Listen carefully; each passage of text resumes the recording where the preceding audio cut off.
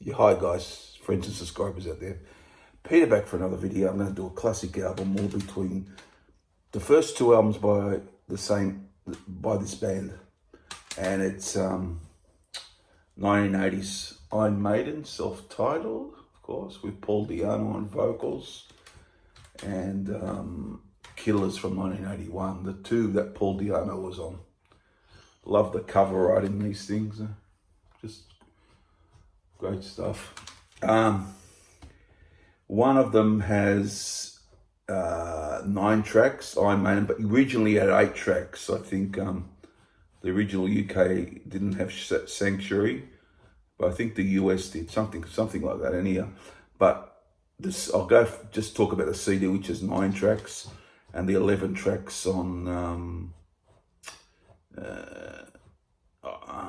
let's see, Killers, which I think the original didn't have one song. I can't remember what it was, but we'll just go with how it is on the CD. So 9 tracks for the first album. I'll just talk a bit about both, and then just tell you what I think is a better album. Now this could be a tough one, but this one to decide what's better. Starts off the first album, Iron Maiden, with Prowler, a song I always liked. It was never my favourite off this album, but you know, a good tune, a good start to their first album, the opening song, good rocker. Sanctuary, yeah, it's not a bad tune either. I don't mind it. I wouldn't say I love the song, but it's a song I don't mind. But now, from now on, it gets really good for me. I reckon the next song, Remember Tomorrow, starts off slowly and then it rocks up. Paul Di'Anno is really suited to this early Maiden material. I really like his voice. I think Maiden have been very fortunate. They've had all their singers have been quite good. Even Blaze Bayley, of course, Bruce Dickinson, and they've always had good vocalists. Remember Tomorrow is just one of the standouts. Always like that. Running Free is a good rocker, one of the best on the album for sure. But Phantom of the Opera, that takes some beating for me. A really great lengthy track. It's around the 7-minute mark. Really great stuff. And the band was really showcased well and the vocals of Paul Di'Anno, who was very good in this period of the band. But I think they felt to get to the next level, they had to change the vocalist, and that's what they did. Transylvania, one of the best instrumentals by any band. Yeah, just you really can get into it, the way the music is, and it just flows beautifully. Just a great song. I ever like Strange World. That's a real good song as well. Always like that one. And finishes off with Charlotte the Harlot, a pretty decent tune, and one of their songs that called I Maiden, named after the band and the album. It's a bit like Black Sabbath, isn't it? Black Sabbath had a song, Black Sabbath, and self-titled album, Black Sabbath. Produced by Will Malone. That's the only time they used him. Yeah, so all in all, an excellent debut. It's got 4 or 5 really standout great tracks. A couple for me, okay, but a really good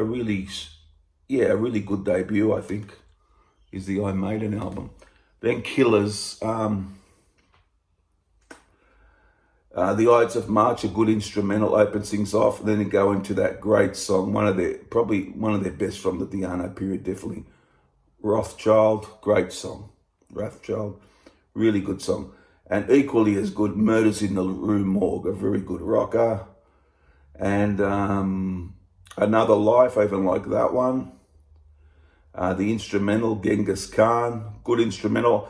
Don't like as much as Transylvania, but I like it.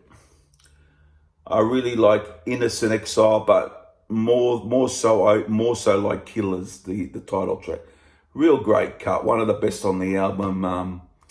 Really strong track, and Paul Di'Anno shows off his vocals really nicely. Prodigal Son's a bit of a different feel, bit slowed down, a bit different sounding for them, I think, but a really good song. Purgatory, I like that as well, real good. And Twilight Zone and Drifter. So it finishes quite well with those two tracks. So, both pretty good albums for me. There was a time when I would have easily went with one of these. And I probably would have went with Killers. But I think it's quite close. But I think Killers starts better with those first few tracks of Rothschild and Murs in the Rue Morgue, but you got Transylvania, Phantom of the Opera on the first album. But yeah, as I said, the band had a bit of a punkish vibe to their punkish hard rock vibe. In their like their metal genre and so on. But what is the winner? Well, is it going to be difficult? I just might lean towards Killers, just ever so slightly. I don't think there's much in it, but I don't know. I think it might be, for me, the start of the album with those first three songs, The Ides of March, Rothschild, and Murs in the Rue Morgue, make it really good for me. And it's got some great songs later in the album, like Killers, Prodigal Son, and so on. This is excellent too. But there's no real great reason. I think the Killers might be a touch more consistent, but nothing wrong with this album. Real good album. So the winner for me is Killers over their debut. So which album do you prefer? I understand if somebody picks this, quite understand it easily, because I nearly did pick it, but I just favour Killers on this occasion. Okay, guys, give me your view down below. Let's see what you think. What do you think's a better album? Is classic album more? And I'll see you guys very soon. Bye.